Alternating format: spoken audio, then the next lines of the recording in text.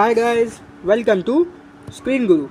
So here I am with a very new video, and I would also like to say that this is the very beginning or the start of a regular series. It will comprise of various subjects from English, mathematics, history, geography, political science, current affairs and many more. ठीक है, तो हम ये एक positive note पे start करते हैं. So our first video of this series would be English vocabulary class 1. ऐसे करते करते हम क्लास 2, क्लास 3 ऐसे हम आगे बढ़ेंगे हर एक सब्जेक्ट में, ठीक है.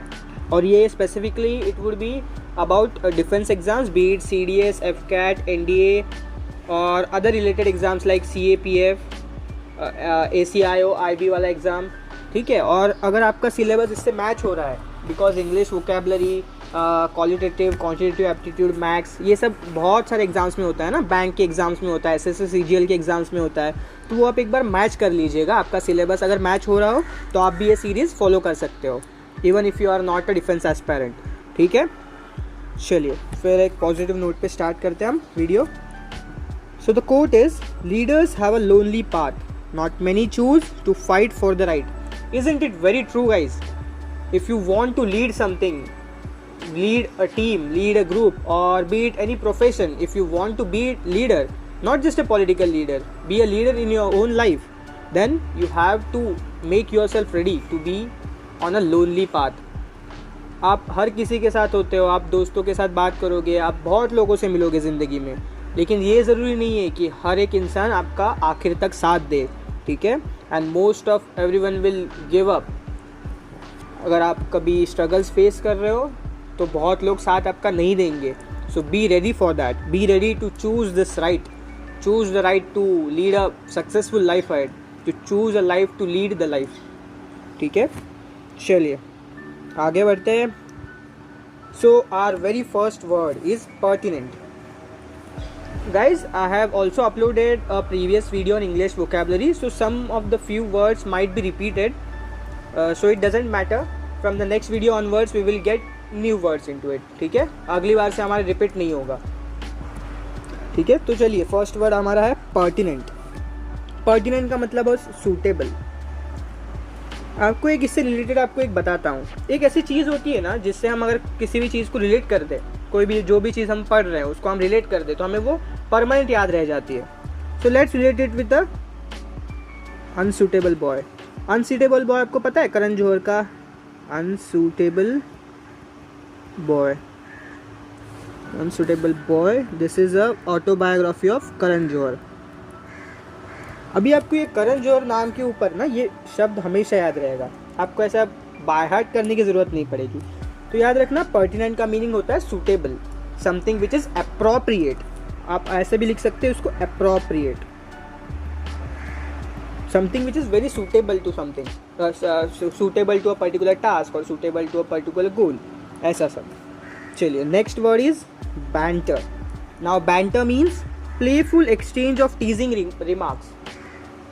ये बहुत ही आसान शब्द में मैंने लिखा है, तो मैं आपको हिंदी में बताता हूँ. Playful exchange of teasing remarks, अगर हम किसी को चिढ़ा रहे हैं, अरे ऐसे ही मज़े ले रहे हैं किसी के, हम बोलते हैं ना हाँ मैं इसके मज़े ले रहा हूँ.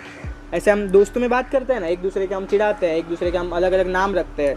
सो that is banter, that is nothing but banter. The next would be, third word is venturous. Now venturous is very related to the pronunciation of adventurous. ये देखिए, अगर एड में निकाल दूँ तो बचेगा क्या, वेंचरस ना. तो इसको आपको अलग तरीके से याद रखने की ज़रूरत नहीं है. Venturous is what, a part of adventurous. So both are the same meanings, both are synonyms of each other. Adventurous means venturous ना. एडवेंचरस मतलब जिसको हर दिन एडवेंचर पसंद है, हर नए चीज़ में. That was an adventurous path. उसमें बहुत सारे चैलेंजेस थे, बहुत नई नई तरह के ट्रेल्स थी, ऐसे हम बोल सकते हैं. The next would B deliverance. Deliverance means liberation, और liberation can be easily explained as an action of being set free.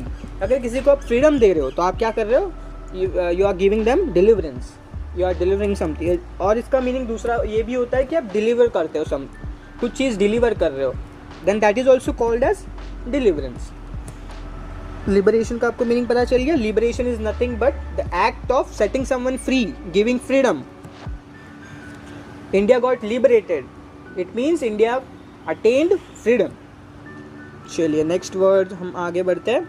Fifth is prodigal. Prodigal means wasteful और एक्स्ट्रावेगेंट. इसका आपको एक सही एग्जांपल दूँ. आपने ये आपको ये तो पता होगा कि कोई कोई लोग बहुत ज़्यादा पैसे वेस्ट कर देते हैं. दे डोंट यूटिलाइज और they don't value money what they have, और they won't value the resources they have. As most with the mankind के बारे में बात कर लेंगे हम. चलिए पूरे ह्यूमन काइंड को ले ले. We aren't valuing the resources we have. We are extravagantly utilizing the resources, the natural resources, be it water, be it sunlight. हम जो जितना ख़राब यूज़ हो सकता है रिसोर्सेज का उतना हम कर रहे हैं. सनलाइट हमें फ्री में मिल रही है लेकिन हम उसका प्रॉपर यूटिलाइजेशन नहीं करते. ठीक है, हम उसके सोलर एनर्जी नहीं बना रहे. We are using non renewable resources. We are using coal. We are using resources to devastate this particular environment. So that is nothing but wasteful और एक्स्ट्रावेगेंट. रिसोर्सेज यूज़ बंद कर देना ये नहीं होता किसी का गोल, लेकिन वो रिसोर्सेज को प्रॉपर वैल्यू के साथ यूज़ करिए. चलिए next word would be secondary. Secondary less important. If I am giving secondary consideration to something, that means I am giving less importance to something with respect to the other one. Primary goal, my primary the primary aim of my life is to join the defence forces as an officer. इसका मतलब है मेरा primary सबसे बड़ा गोल that is to join the defense forces. Secondary क्या हो सकता है? My secondary goal is to join the uniform services. मतलब अगर डिफेंस ना भी मिले तो मैं कुछ यूनिफॉर्म सर्विसेज जैसे कि पुलिस, CAPF ये सब में ज्वाइन कर सकूँ. That is my secondary goal. ठीक है, तो आपको ये शब्दों से अच्छे से याद रहेगा. ये secondary that is less important. Now seventh, this is a new word, squalid. Squalid मतलब थोड़ा अटपटा वर्ड है ये. Squalid means extremely dirty and unpleasant. Friends, so whatever words I am telling you, try to use them in your daily life. Try to relate it. whenever you are talking with your friends, just use your English word. It doesn't matter, they will laugh and just they will make a fun of it. And what you will do is you will banter. You will also do that same thing. But ये जो आप words use करोगे ना, आप relate करोगे तो आपको permanent याद रह जाएगा ये. Not just for the exams, but in your daily life. आपको exams crack करने के बाद भी वहाँ English use करनी है. आपको बात करना है लोगों से, आपको लिखना होगा, आपको कुछ करना होगा और चीज़ जो भी इंग्लिश में. Communication skills very important. They are very important in the life. Not just for the English, not just for any particular language, but communication skills are very important. So try to relate it and try to use them as widely as possible in your daily life. Squalid means extremely dirty and unpleasant. ये आपको याद रहेगा. चलिए आगे बढ़ते हैं. Eighth word is curt. Curt का synonyms देखिए. Terse, abrupt, rudely brief, sparing in use of words. आपने मूवीज़ में वगैरह देखा होगा जो सीरियस कैरेक्टर्स होते हैं ना, वो बहुत कम वर्ड्स यूज़ करते हैं and that becomes a very famous dialogue. बहुत कम वर्ड्स में बहुत कुछ बता देते हैं वो लोग. And that is like rudely sparse. अगर आपको अगर बहुत बड़ा क्वेश्चन किसी ने पूछा और उसने बस कुछ नहीं बोलते हुए बस एक दो शब्द में उसका आंसर दे दिया, then that is rudely brief, that is abrupt, that is terse. वो नेगेटिव भी हो सकता है और पॉजिटिव भी हो सकता है. It is like a neutral word. ठीक है.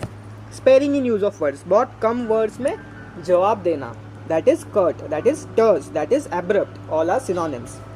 Ninth would be nagging. Nagging means continuously complaining.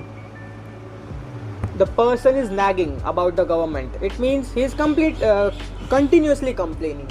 He is complaining about policies, he is complaining about education, he is complaining about administration. सब चीज़ ये complain ही करते रह रहा है. That is what we have to avoid. We shouldn't complain, right? So we shouldn't nag. This is nagging, that is continuously complaining. Now we will move on to the next word, that is phony. Phony means not genuine or fake or fraudulent or bogus. ये सब words आपको याद रखने हैं synonyms. कोई भी पूछ सकते हैं ना. फेक पूछा गया तो fraudulent होगा ऑप्शन में तो fraudulent कर देना, bogus होगा तो bogus कर देना. These are synonyms. So remember this. Phony means, phony थोड़ा नया वर्ड है, ये सब आपको पता होंगे, ये सब आपने बहुत जगह पढ़ा होगा. Not genuine, fake, fraud, ये सब पढ़ा होगा आपने. Fraudulent also means fraud. Fraud भी लिख सकते हैं हम, छोटा word. 11th is concealing, hide. Concealing means to hide something. अभी ये आपको इसका एक प्रॉपर सेंटेंस बना के अगर मैं बताऊं, the chief justice of India got a concealed letter from the administration. Concealed letter मतलब जो सीक्रेट लेटर होता है, पूरे दुनिया के आगे तो हम नहीं कर सकते ना, जो भी गवर्नमेंट टू गवर्नमेंट या फिर हाई लेवल जो हाई प्रोफाइल चीज़ें होती है, which also includes internal security of our country or of our any nation, that has to be concealed, वो secret होता है। तो उसे आप कैसे बोल सकते हो, that is concealing, that is hidden। तो ऐसे याद रख सकते हो आप। ये जो भी जुडिशल सिस्टम या फिर हमारा ये जो होता है ना judicial system, the security, internal security, external security, overall security of the nation, ये सब कंसील्ड मैटर्स होते हैं, ये सब हम पब्लिक के सामने नहीं ला सकते, ठीक है। चलिए, 12th is adroit. Adroit means skilful, talented. This is a very positive word, positive, ये याद रखना, एड्रॉइट इज पॉजिटिव। ये आपको पॉजिटिव नेगेटिव ना, ये अगर आपको पता चल जाएगा ना कोई वर्ड पॉजिटिव मीनिंग है या फिर नेगेटिव मीनिंग है या न्यूट्रल मीनिंग है, उससे बहुत सारे ऑप्शंस कैंसिल आउट हो जाएंगे, ठीक है। तो हमेशा याद रखना, जब भी मैं बता रहा हूँ आपको, तो आप मन ही मन मेरे साथ दोहराना, मतलब जो भी आप प्रोनाउंसिएशन कर रहे हो या फिर लिख लेना, नोट्स बनाना। और एक most important thing is, after you get any word और read any word, the next thing you will do is you will try to find out if it has a positive meaning, if it has a negative meaning, or if it has a neutral meaning. इससे क्या होगा, आपको फटाफट connection बनने में आसानी हो जाएगी। एड्रॉइट, हाँ ठीक है, कुछ पॉजिटिव, तो जो भी नेगेटिव ऑप्शंस होंगे वो कैंसिल आउट कर देना। चलिए, तो 12th आपको समझ में आ गया, that is skilful, talented, adept is also a new word. Skilful, talented आपको पता है, adroit is nothing but the synonym of adept. 13th is affray. Affray means group fight at a public place. Public place पे बहुत ये riots वगैरह होते हैं ना, riots is on a very larger scale, but affray मतलब दो team के बीच में, या फिर स्कूल में ले लो, जो फ्रेंडली फाइट्स होते हैं, ये गैंग और वो गैंग के बीच में बहस हो गई, एक दूसरे को मारने लगे, कुछ फेंकने बिकने लगे, तो that is affray. The 14th would be wane. Wane और वैक्स, ये इंपॉर्टेंट होता है, इसमें बहुत बच्चे कंफ्यूज होते हैं। वैक्स मीन्स इंक्रीज, जो भी चीज़ बढ़ रही है, the moon is waxing, it means the moon size is increasing. वो होता है ना जो from new moon day to full moon day, the moon waxes, it means the moon, the size of the moon visible to us is increasing. Moon का size नहीं बदलता, जो हमारा पार्ट विजिबल होता है वो इंक्रीज होता है, ठीक है। तो that is waxing, that is increasing. When means decrease, diminish, जो भी चीज़ छोटी हो रही है, दैट इज वेनिंग। अभी ये आपको क्या बोलोगे, न्यूट्रल, नेगेटिव या पॉजिटिव? वेन क्या है? I take it as a negative word, because negative और पॉजिटिव में आप ये भले ही आप इसको न्यूट्रल कंसिडर करते हो, बट नेगेटिव और पॉजिटिव में आप अगर डिफ्रेंशिएट करोगे ना, तो दैट इज़ नेगेटिव। जो चीज़ कम हो रही है, समझो इंडिया का जीडीपी कम हो रहा है, या फिर कोई एम्प्लॉयमेंट रेट कम हो रहा है, या फिर हम बोल सकते हैं एजुकेशन सिस्टम डिमिनिश होते जा रहा है, बहुत कम बच्चे एजुकेशन ले रहे हैं, तो दैट इज़ व्हाट, नेगेटिव ना, तो उसको हम वेनिंग रखेंगे। नेगेटिव पॉजिटिव में मोस्टली रखना, अगर ना ही हो तो जाके आप न्यूट्रल वाला वर्ड सेलेक्ट करना, मतलब ये वर्ड न्यूट्रल है ऐसे। चलिए, 15th is abate, reduce in intensity. Abate, reduce in intensity, the war abetted, it means the war reduced in intensity. पहले भाई मिसाइल्स फायर हो रहे थे, बहुत बड़ा बड़ा टैंकर विंकर जा रहा था, और अभी that is just a skirmish like, और a small battle like thing between infantry और between two members, just crossfire हो रहा है थोड़ा बहुत, तो उसको आप क्या बोलोगे, abated, the war abated, final endings में वॉर, ऐसे आप बोल सकते हो। So abated is what, reduced in intensity. चलिए, हमारे 15 वर्ड्स हो गए। तो हम एक हर इंग्लिश वोकैबुलरी लेक्चर में ना, हम एक तो सिनोनिम्स, एंटोनिम्स, मीनिंग्स देखेंगे, जो कि मैं आपको बता रहा हूँ ना, सेंटेंस यूसेज, ये सब मीनिंग, सिनोनिम्स या फिर एंटोनिम्स भी देख सकते हैं हम। आज हमने एंटोनिम देखे नहीं कोई भी, अगले वीडियो में शायद हो antonyms, synonyms, and we will also take specific videos based on idioms and phrases which are asked and which are very very important, because ये शॉर्ट मार्क्स होता है, यहाँ आपकी कुछ गलती नहीं होने वाली, यहाँ आपको ग्रामर वगैरह देखने की ज़रूरत नहीं है। What you have to do is you just have to get an overall idea about how idioms and phrases and what they actually mean।